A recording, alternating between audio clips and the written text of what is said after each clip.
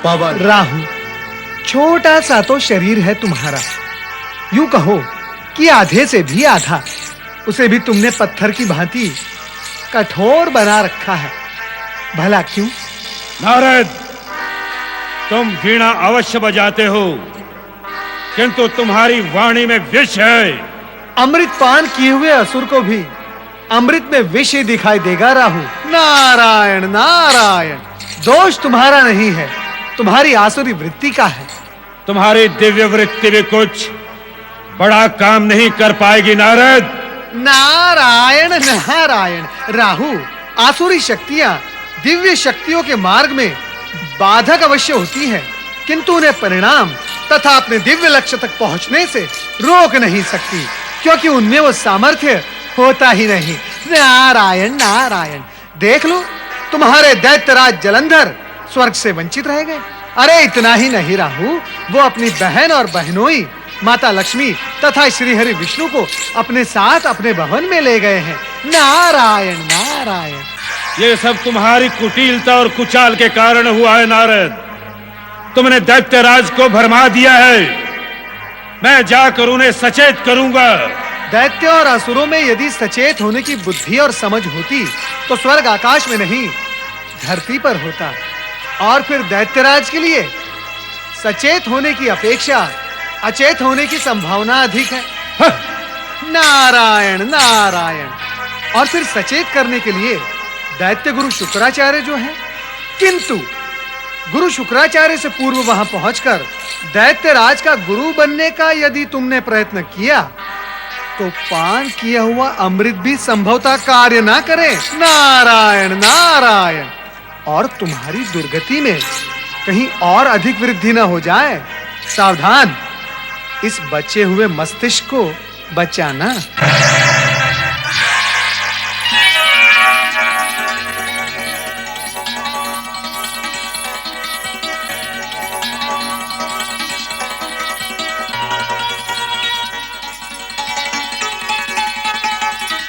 पति परमेश्वराय नमो नमः।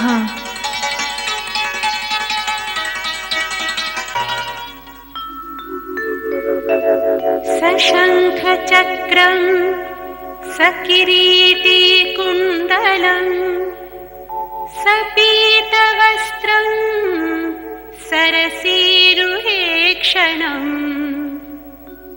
सहारवक्षस्थल कौस्तुभश्रियं नमामि विष्णुं शिरसा चतुर्भुजम्। लक्ष्मी लज्जे महाविद्ये श्रद्धे पुष्टि स्वधे ध्रुवे महारात्रि महामाये नारायणी नमोस्तुते नारायणी नमोस्तुते। राजभवन में आप दोनों का स्वागत है, पधारें।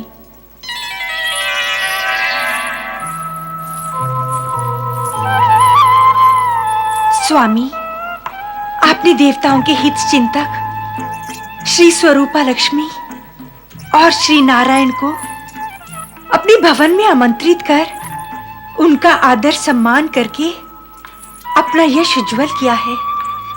आपने देव असुर शत्रुता की अनुचित परंपरा को तोड़कर जगत में एक नया कीर्तिमान स्थापित किया है। सत्य कहती हो वृंदा।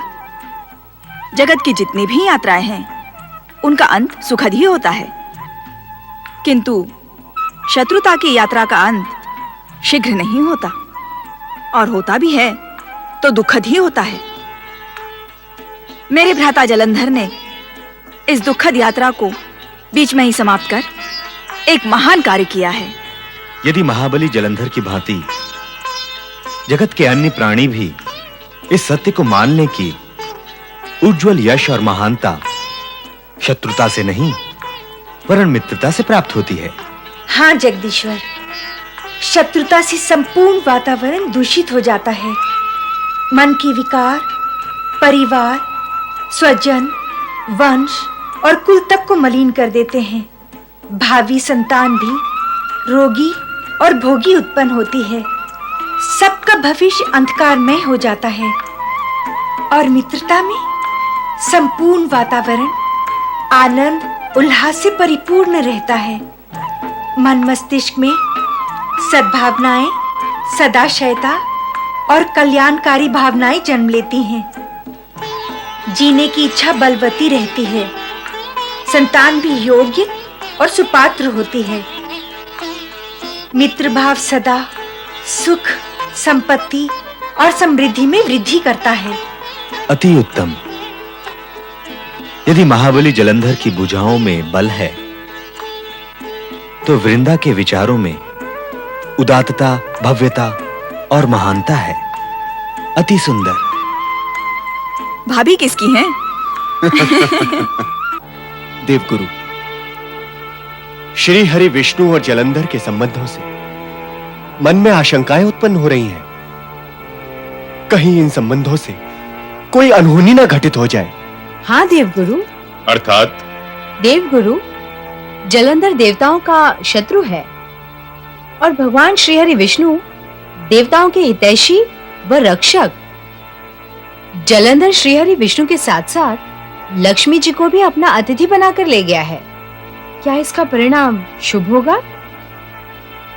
यह भी हो सकता है कि अब श्री हरि विष्णु देवताओं का पक्ष न लेकर असुरों के हित व पक्ष में कार्य करें।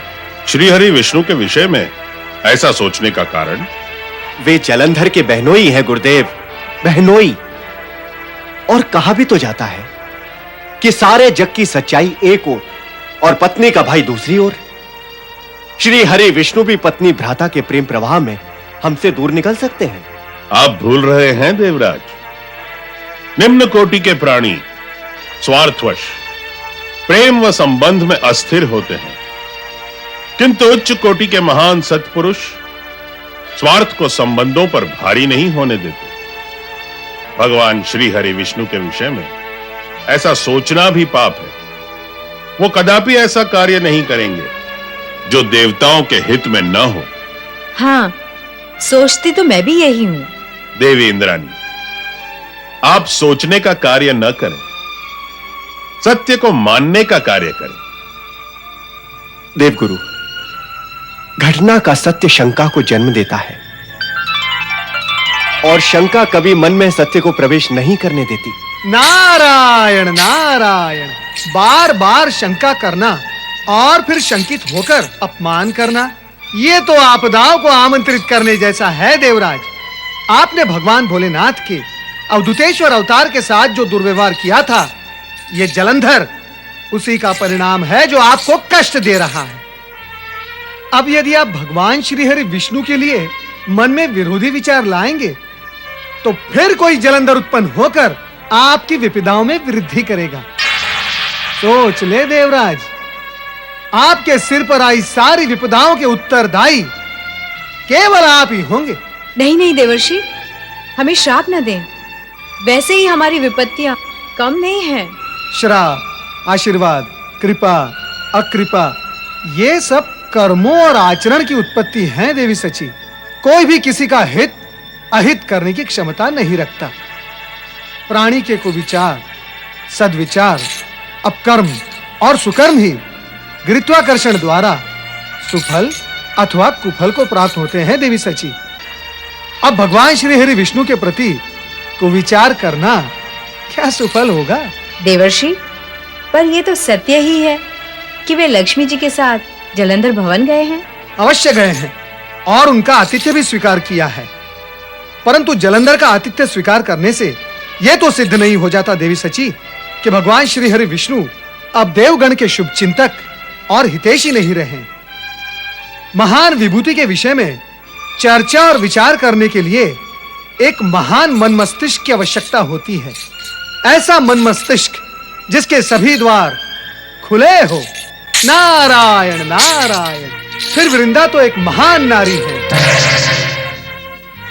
देवी शची, ऐसा प्रतीत होता है कि हमारे स्वयं के संबंधों की कटुता का कारण वृंदा ही है।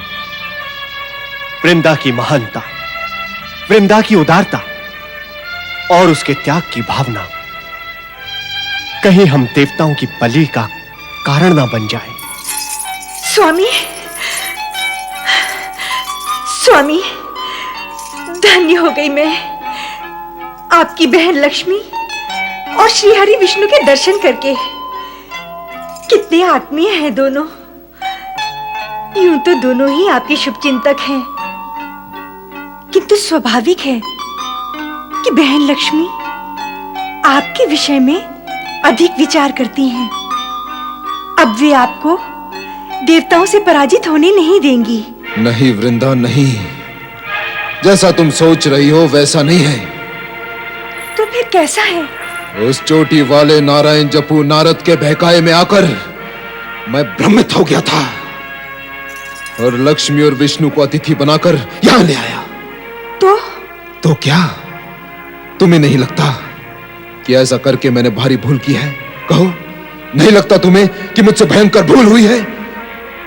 हां, यही सत्य है। तुमसे भारी भयंकर भूल हुई है जलंधर। किंतु तुम्हारा यह सोचना भी ठीक है कि तुम नारद के बहकावे में आ गए थे। उसी ने तुम्हें विष्णु और लक्ष्मी को यहां लाने का परामर्श देकर मूर्ख बनाया है। क्या महाबली जलंधर को मूर्ख बनाया? हां, मूर्ख बनाना और इधर उधर की करके आनंद लेना नारद का काम है। जिसे दुखी होना होता है वो पहले उसकी बातों के भुलावे में आकर मूर्ख बनता है।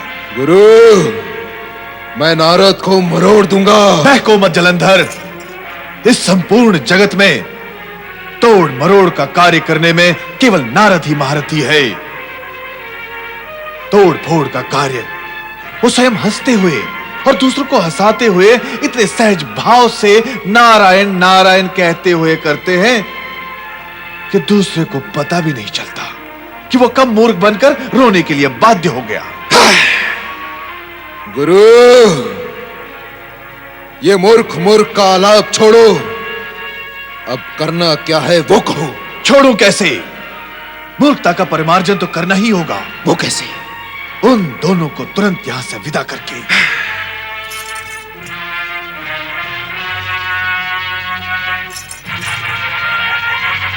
हाँ महाबली जलंधर, ये हमारा आदेश है। तुम उन दोनों को तुरंत यहां से विदा करो। यदि तुमने ऐसा नहीं किया तो तुम्हारा तो अमंगल होगा ही। हम भी तुम्हारे मंगल के लिए कोई कामना अथवा सहायता नहीं करेंगे। देवी लक्ष्मी, अब यहां अधिक समय तक ठहरना उचित नहीं है। क्यों? क्यों उचित नहीं होगा स्वामी? क्या तुमने गुरु शुक्राचार्य का आदेश नहीं सुना? यह आवश्यक भी तो नहीं कि मेरा भ्राता जलंधर गुरु शुक्राचार्य के आदेश को मानेगा ही। वृंदा, सुना तुमने? गुरु शुक्राचार्य ने आदेश दिया है कि लक्ष्मी और विष्णु को यहां से विदा कर दिया जाए। नहीं स्वामी, नहीं, यह अनुचित होगा। गुरु के आदेश को ना मानना क्या उचित होगा वृंदा? स्वामी, उचित और अनुचित का प्रश्न तो हर स्थान और कर्म के सामने खड़ा है। अर्थात? स्वामी, आप स्वयं अपनी इच्छा से आदर पूर्वक उन दोनों को यहाँ लेकर आए हैं। अब निरादर से उन दोनों को यहाँ से जाने के लिए कहना क्या उचित होगा? शत्रु के विषय में इतना सब विचार करने की मुझे आवश्यकता नहीं है। स्वामी, उनके शत्रु होने का ज्ञान आपको पहले से था, तो आप उन्हें यहाँ लेकर ही क्यों आए? आप ये क्यों भूलते हैं कि लक्ष्मी जी आपकी बहन हैं और श्री हरि विष्णु उनके पति? निर्णय आपको करना है कि आप उन्हें पहले शत्रु मानते हैं या संबंधी। अपना कोई संबंधी यदि शत्रु हो जाए तो उसके साथ शत्रुता का व्यवहार संगत है, किंतु शत्रु यदि संबंधी हो तो लगता है कि अब मुझे गुरु शुक्राचार्य की आवश्यकता ही नहीं रही। तुम जो गुरु बनकर प्रवचन करने लगी हो, किंतु वृंदा, तुम्हारे प्रवचन का मुझ पर तनिक भी प्रभाव नहीं होगा। मैं इसी समय जाकर लक्ष्मी और विष्णु को विदा करके आता हूं। स्वामी, मैं आपसे प्रार्थना करती हूँ, आप अतिथियों का अपमान न करें, अतिथियों का अपमान न करें स्वामी। अतिथियों का अपमान नहीं होगा तो मेरा अफसान होगा। सुना नहीं गुरुवर ने क्या कहा था?